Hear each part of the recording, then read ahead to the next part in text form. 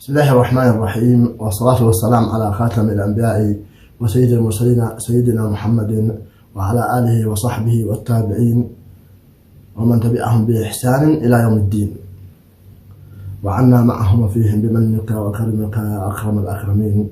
أهلا ومرحبا بكم متابعينا الأكارم. أرجو التفاعل مع المادة التعليمية أو التدريبية. لما رأي تعليق لحد الآن أو أي استجابة لسؤال أمس عندما قلنا ما هي الآثار الإيجابية لجائحة كورونا من وجهة نظركم، يعني نرجو التفاعل والاشتراك في القناة لنستمر في تقديم المحتوى هذا وأفضل بحول الله تعالى. اليوم بالأمس أخذنا أسباب نشوء الأزمة، وكانت هناك سبعة أسباب نشوء الأزمة وآثارها على مستقبل المؤسسة، وقسمنا آثارها سلبي وإيجابي. آثار الأزمة على المؤسسة، الذي فاته الفيديو أو لم يعد يذكر عليه مراجعة الفيديو السابق أو الدرس أو اليوم التدريبي أو الجلسة التدريبية الثالثة.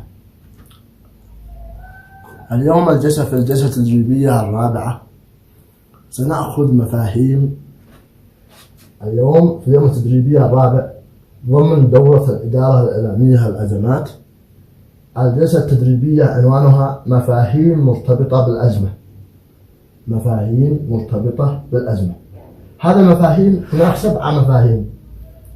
سبع مفاهيم مرتبطة بالأزمة، أيا كانت الأزمة مرتبطة بها: الصدمة والظاهرة والمشكلة والحادث والكارثة والأخطار والصراع. مرة أخرى، اليوم سيكون درسنا في اليوم التدريبي أو في الجلسة التدريبية الرابعة ضمن دورة الإدارة الإعلامية للأزمات مفاهيم مرتبطة بالأزمة. هناك 7 مفاهيم.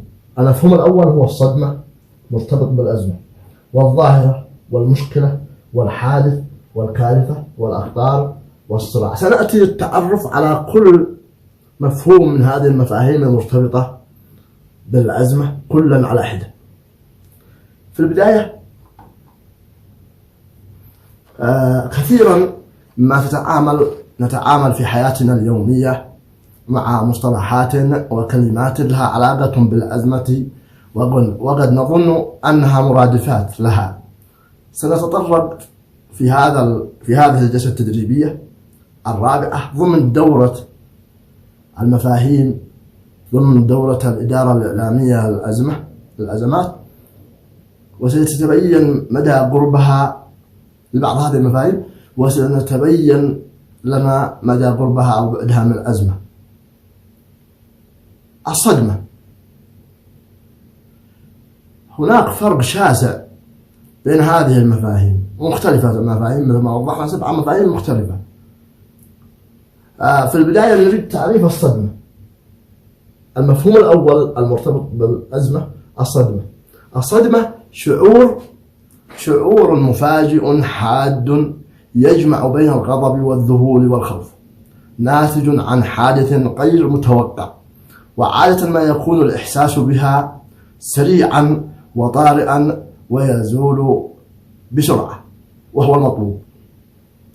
وعليه يمكن القول إن الصدمة هي أحد الأعراض التي تظهر عند وقوع الأزمة، خاصة عندما تنفجر فجأة دون إنذار.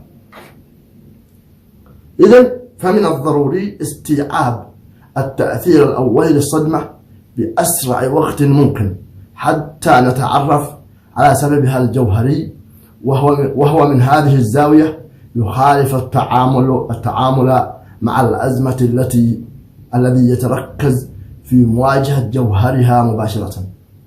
إذن مرة أخرى، من الضروري استيعاب التأثير الأولي للصدمة بأسرع وقت ممكن حتى نتعرف على سببها الجوهري، وهو من هذه الزاوية يخالف التعامل مع الأزمة الذي يتركز في مواجهة جوهرها مباشرة.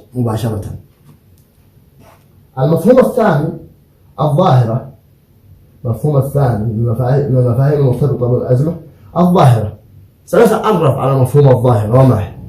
معروف الظاهرة لدينا جميعا، ولكن هناك مفهوم متعارف عليه لها.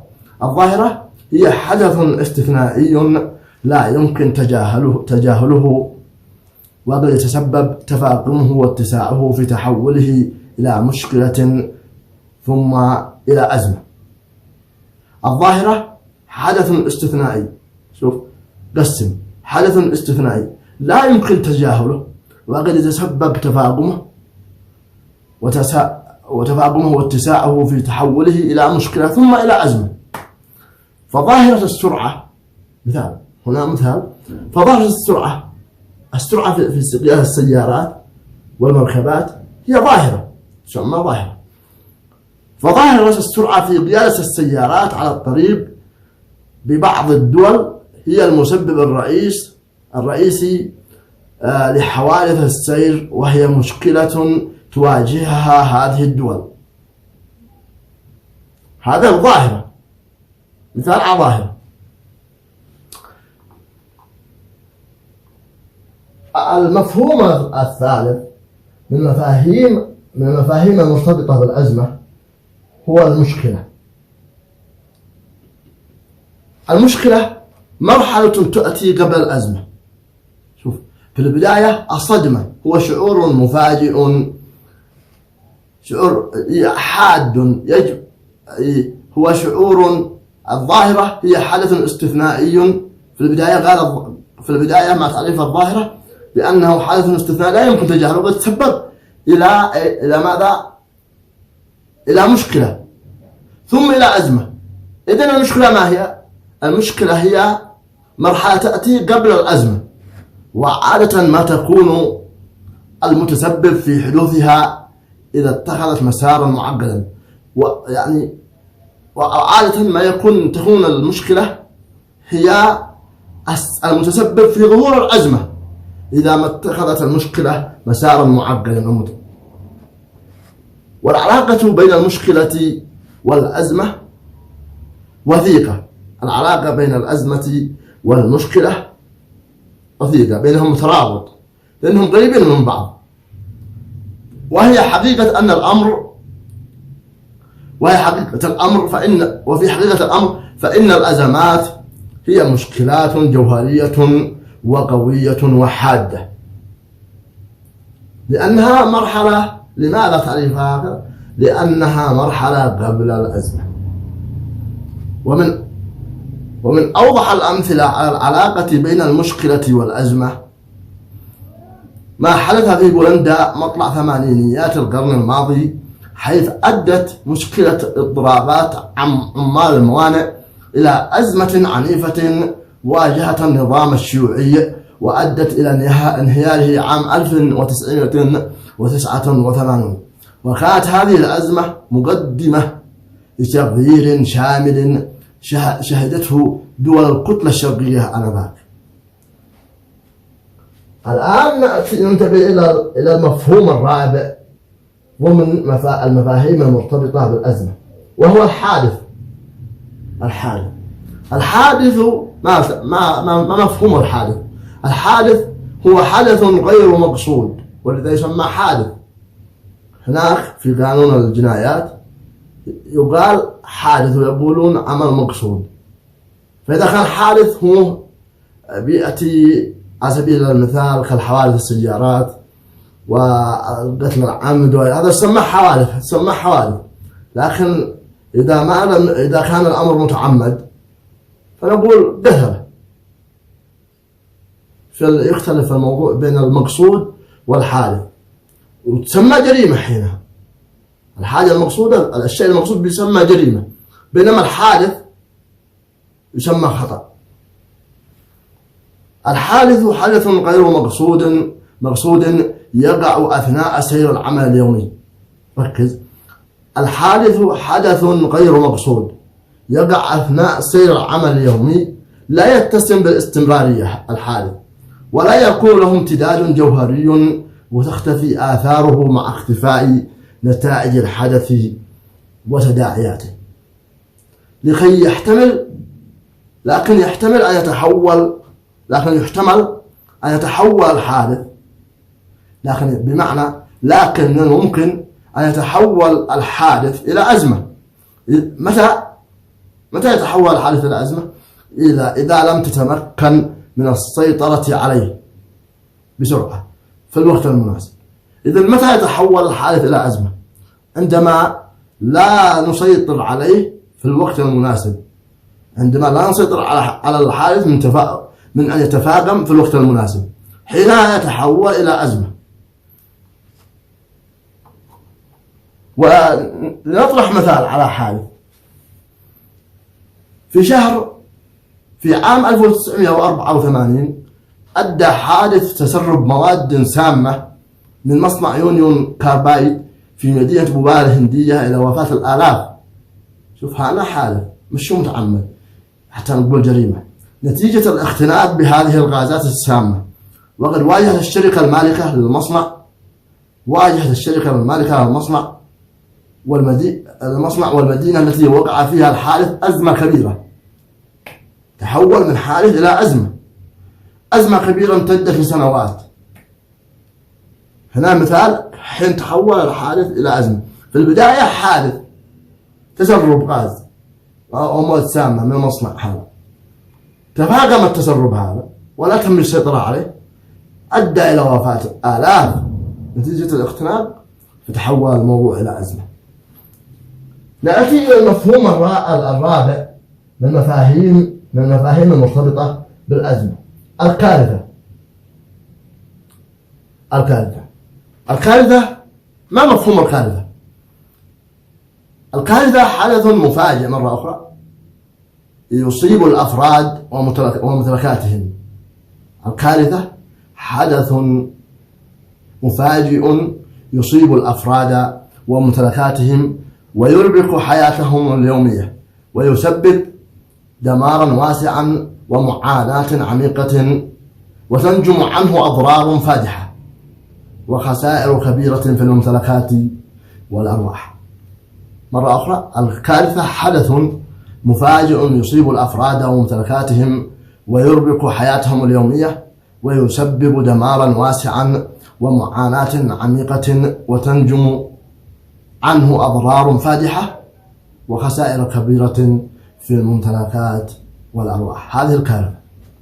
وقد تكون الكارثة طبيعية لا دخل الإنسان بها، مثل الزلازل والبراكين والأعاصير والتسونامي وما إليها، أو فنية، أو الكارثة قد تكون فنية يتسبب فيها الإنسان بصورة عمدية، يعني بصورة مقصودة، أو غير مباشرة أو غير مقصودة. وتتطلب مواجهة الكارثة معونات من الدولة أو مساعدات دولية. فمثلا أتى زلزال في بلد ما، وكان الزلزال 8 أو 7 على مقياس ريختر، وأدى إلى خسائر في الأرواح والممتلكات فادحة وكبيرة. هذه كارثة ما تدخلش فيها الإنسان. تنقسم إلى قسمين: الكارثة كارثة لا يتدخل فيها الإنسان، وكارثة فنية يتدخل فيها الإنسان. نتكلم عن الكارثة التي لا يتدخل فيها الإنسان، تأتي من الأعاصير والزلازل وما إليها. هنا يتطلب دعم المجتمع الدولي لهذا البلاد المنكوبة، دعم يعني طارئ لتلافي الكارثة هذه. وتتطلب مواجهة الكارثة مع معونات من الدولة نفسها، وإذا ما تمتلك تكون مساعدات دولية، وقد تكون في حالات كثيرة سببا رئيسيا للأزمة.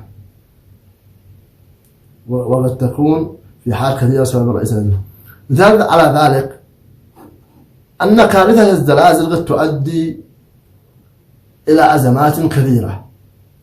شوف، كارثة الزلزال نفسه قد تتفاقم إلى عدة أزمات نفسها لوحدها، وهي كارثة ما قد كانت أزمة. لكن بالإمكان تتطور إلى عدة أزمات في نفس الوقت. مثال آخر أن كارثة الزلازل قد تؤدي إلى أزمات كثيرة، منها أزمة توفير الطعام والشراب للذين هم مضطرين ويكونوا مشردين أو لاجئين أو نازحين نتيجة الزلزال لم يعد لديهم منازل. أزمات كثيرة منها أزمة توفير الطعام والشراب للمنكوبين وتوفير المسكن والمأوى، أزمة في الطاقة الكهربائية والوقود. هناك أزمات كثيرة وهي توفير الطعام والشراب للمنكوبين وتوفير المسكن والمأوى لهم، اثنين، وأزمة في الطاقة الكهربائية والوقود. ننتقل الآن إلى المفهوم السادس من المفاهيم المرتبطة بالأزمة، وهو الأخطار. المفهوم السادس الأخطار مجموعة من الصعوبات والعقوبات المتوقع أن تصاحب عملية الإنتاج.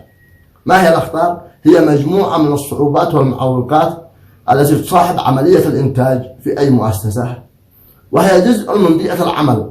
الأخطار جزء من بيئة العمل على غرار هبوط مفاجئ في أسعار الأسهم هذه المؤسسة. الأخطار مجموعة من الصعوبات والمعوقات التي تصاحب عملية الإنتاج، وهي جزء من بيئة العمل على غرار هبوط في الطاقة الكهربائية والوقود، وهي على غرار هبوط مفاجئ في أسعار الأسهم. مرة أخرى، الأخطار مجموعة من الصعوبات والعقبات المتوقع أن تصاحب عملية الإنتاج، وهي جزء من بيئة العمل على غرار هبوط مفاجئ في أسعار الأسهم. ومثل إدارة الأزمات فإن إدارة الأخطار في نفس الوقت تتطلب درجة عالية من الكفاءة، نفس إدارة الأزمة. في القيادة تكون هناك تتطلب درجة عالية من الكفاءة في قيادة المؤسسة، ونتيجة للتشابه الكبير بين سمتي الأخطار والأزمات، فإن العديد من المؤسسات تضع في إدارة الأزمات والأخطار في وحدة تنظيمية واحدة. يعني بيقول لك أن الإدارة أو المؤسسة الناجحة تضع المواجهة الأزمات والأخطار في إدارة أو في وحدة واحدة، ما فيش دائرة، أشمال من دائرة، أشمال من إدارة، قد تكون وحدة أو قطاع مواجهة الأخطار والكوارث، الأخطار والأزمات.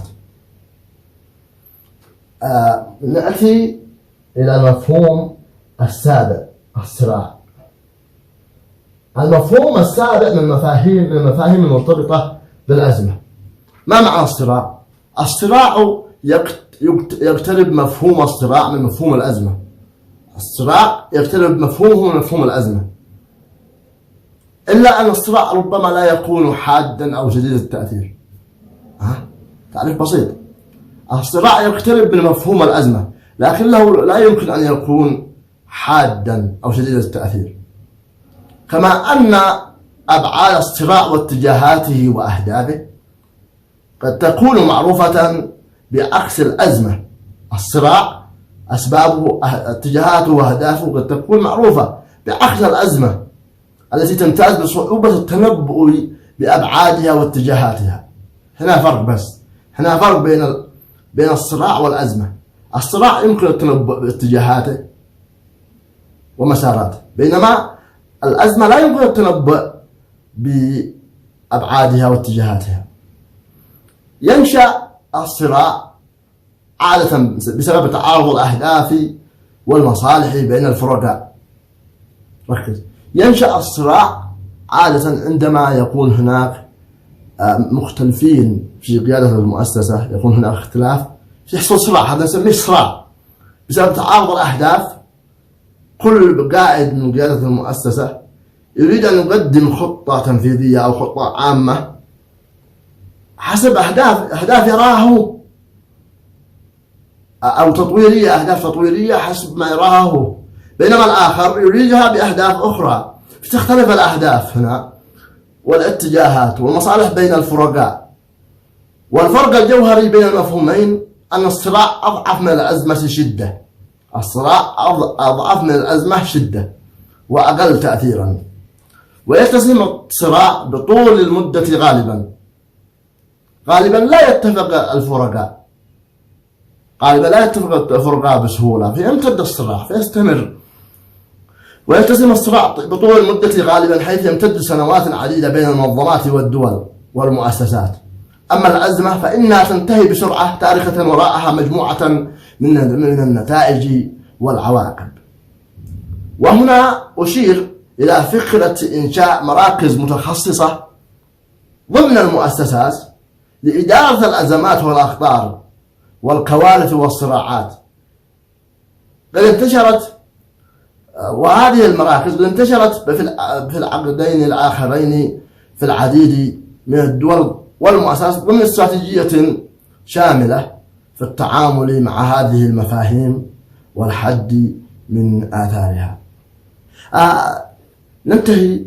نصل وإياكم متابعي الأكارم إلى نهاية اليوم التدريبي الرابع ضمن دورة الإدارة الإعلامية للأزمات، الذي أخذنا فيها جلسة اليوم المفاهيم المرتبطة بالأزمة، وهي الصدمة والظاهرة والمشكلة والحادث والكارثة والأخطار والصراع. وتعرفنا سويا على مفهوم كل واحد منهم من هذه المفاهيم. نشاط اليوم غد، نتمنى أن تشاركوا هذا النشاط في التعليقات. النشاط أن تعطي مثال للأخطار،